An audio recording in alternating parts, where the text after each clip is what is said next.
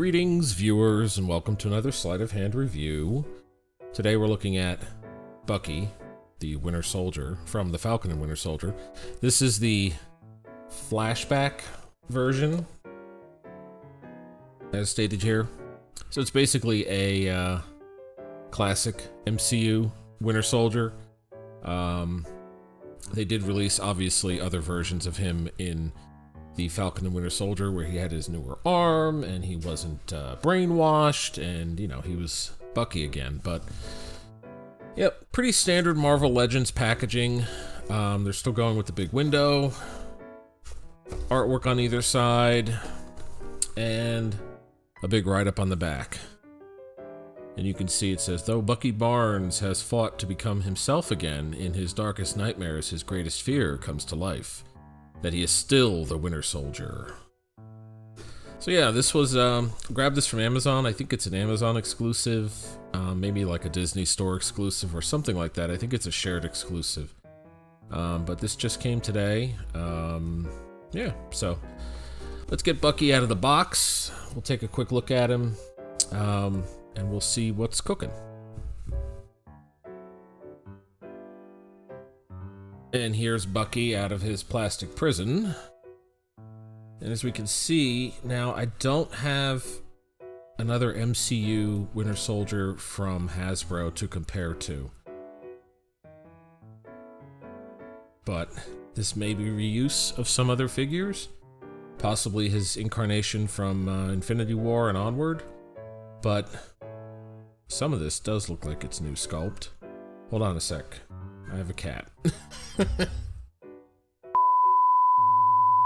So let's take a look at Bucky here, close up. That is a pretty nice head sculpt. We have a bit of, I think, a wash inside there on the like the ventilation pieces on his mask. And there's a dry brush over most of the figure. It's like it's either a dry brush or it's purposeful, like a camouflage pattern, but it's very subtle. It actually looks very nice in person. That knife does not come out. It's okay, he's got another knife. So yeah, I mean, it's a really good looking Winter Soldier, actually. I did have the comic book version they recently did, but I let him go. That was a nice figure, but how I got introduced more to the Winter Soldier was through the movie, so I'm glad to have, you know, the MCU incarnation of Bucky here. So let's just quickly look at our articulation. So obviously he's got a swivel. There is a hinge in the neck there. It's very stiff. It does work. You can see. We'll bend forward. Probably now that I've loosened it up. Oh! Well, popping the head off will let us look at the hinge here. And you can see it's a little limited because of his collar there in the back. But it's not bad. Let's pop on his other head here. So here he is unmasked. That's not a bad likeness, really. Looks pretty good. The eyes are really, really well done. Yeah, I like it. So yeah, he's got a little bit, you know, forward, backward. He can do a bit of a tilt. Not too much. Obviously, you have swivel. His arms can go up, even. It's not bad. There's no real collision there either. That goes underneath his vest rather nicely.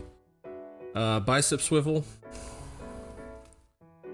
Double jointed elbow. Wrists. And the wrists are, this one is left to right.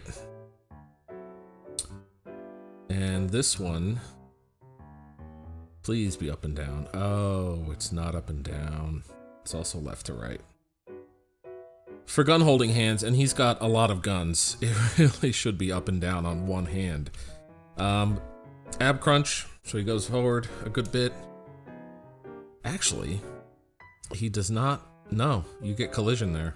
That stops right there. So he's mostly forward. He's not really back. That's unfortunate. Waist twist. This belt is a floating piece, and that gets out of the way easily enough. Thigh swivel. He's not doing the Johnny Cage. That isn't so great.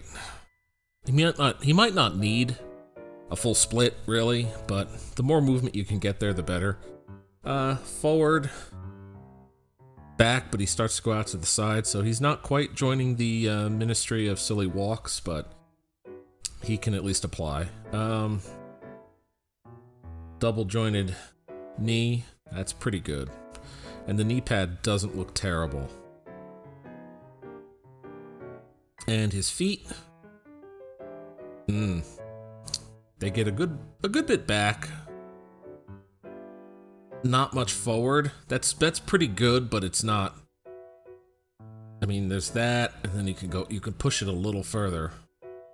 It's not great. And you get, Hasbro's rockers tend to be, the swivel here tends to be pretty good. So.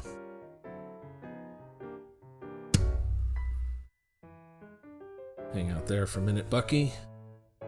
Accessories wise, he's got an assault rifle. I don't know. Come on, focus. Focus. There we go. Don't know if this is true to the movie. I will look up and see if this is based off a real firearm. It looks like it is. It's actually quite nice.